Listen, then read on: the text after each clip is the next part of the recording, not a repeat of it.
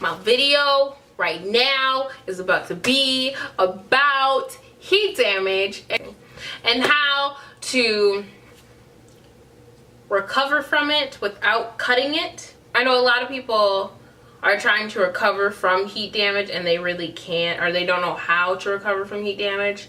So I'm here to let y'all know how.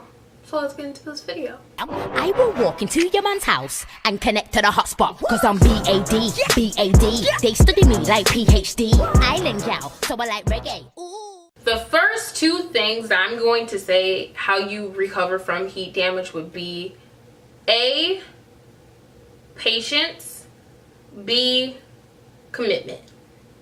You have to have so much patience when dealing with heat damage. Anyway, you have to have so much patience when dealing with heat damage because you have to be gentle, you have to be soft with your hair, you have to not want it to grow out super fast, even though we all know that's what you're gonna want.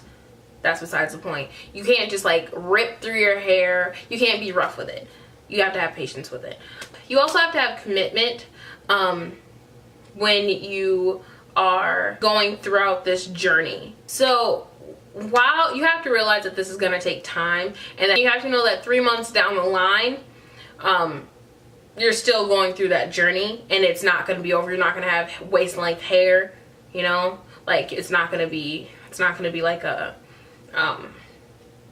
it's not going to be a overnight process. It's not going to be a 3-month process. It's not going to be a 4-month process. It's going to be like years. I would say a year, really. So you're going to have to commit at least a year. So now getting into the things that you will actually need.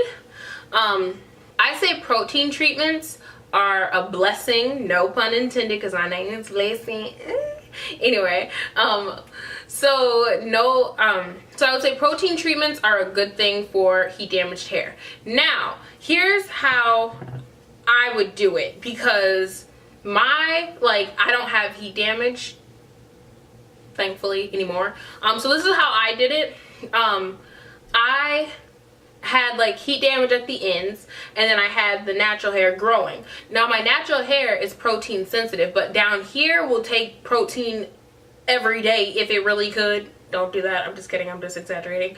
But it would definitely be more protein responsive. It would respond better to protein. What I would do is like get the ApHogee 2-step treatment reconstructor and literally just put it on the heat damaged parts. Don't put it all throughout your hair, because up here it would be your healthy hair. It'd be the hair that looks good. It'd be the hair that is ready to flourish. It's ready to be in a twist out. It's ready to go, you know. So I would just put the protein treatment on the heat damaged ends just to build it up. Now if you don't want to do that and you just want to have something kind of quick, I would say getting this stuff. I put this stuff in my hair a lot. Like I put this stuff in my hair all the time.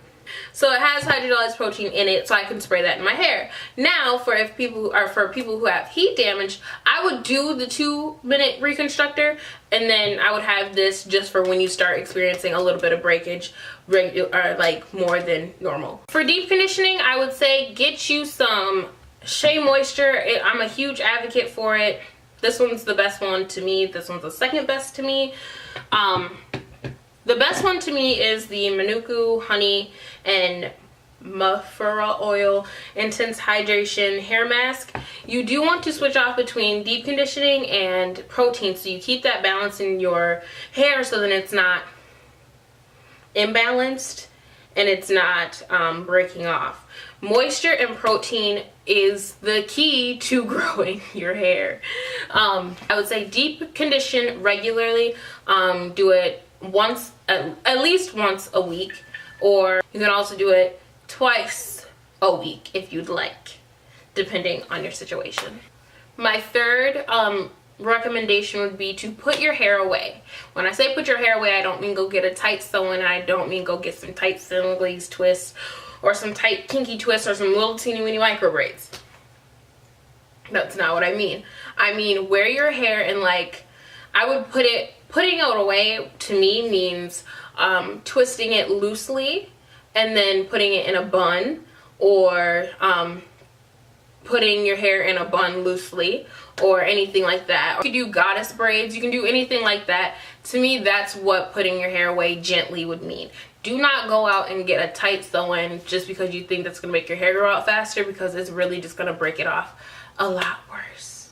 I would say trims, because eventually you are gonna have to get rid of the heat damaged hair. There is no real way to like recover it and just boop, I got my curls back, because you broke down the proteins and everything. You can recover it to a certain extent, but eventually, like any other ends, you're gonna have to cut it off. Yeah, so I would say get a trim every 3 to 4 months, because you don't want it to start splitting up your hair into your natural hair up here and then damaging all what's up here and fresh and new and all that good stuff, or just breaking off and being all jaggedy. You don't want that. I would also say pay attention to shedding and breakage, because you could be doing everything well over here and you could be doing it gently over here, but by the time you get tired and it's the end of your hair routine and you're at your last little 2 braids, you're roughly breaking over here.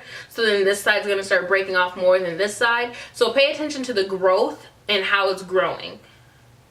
You feel me? So like pay attention to if this side's shorter, this side's breaking off more. You might want to start on this side, even though you normally start on this side. You might want to start on this side because you know that you're going to be patient enough to give yourself TLC on this side. Also pay attention to the oils that you're using, because if you're doing a protein, because if you're doing a 2-step protein reconstructor and then you're also using this and then you're also using coconut oil, that's like too much protein in your hair. You want to use like an avocado oil or an argan oil or a grapeseed oil, like those light oils that are going to actually penetrate into your hair shaft and moisturize, soften, and make it soft. You don't want to just have all protein type oils or protein stuff. Your ending result, how you want your hair to be, how you want it to feel, because I know a lot of people tell you this stuff and then they tell you pay attention to how it feels, but then you're just like, well, how is it supposed to feel? I would say your hair is supposed to feel moisturized and soft yet strong. So if you take out a strand of hair, after you brush your hair,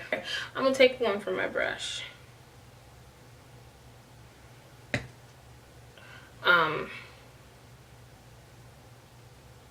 Okay, so I feel like my hair is a good thing to show. Okay, so if you probably can't see it, but when I take my hair, I can pull it and then I feel like a little stretch and then it'll break. It doesn't just stretch and stretch and stretch and then break, and it doesn't just go break. It like you can feel like a little bungee type of a stretch and then it'll break. That's how you want your hair to feel. You don't want it to feel hard and brittle, and you don't want to feel mushy and soft. You want that good balance, your protein and your moisture balance.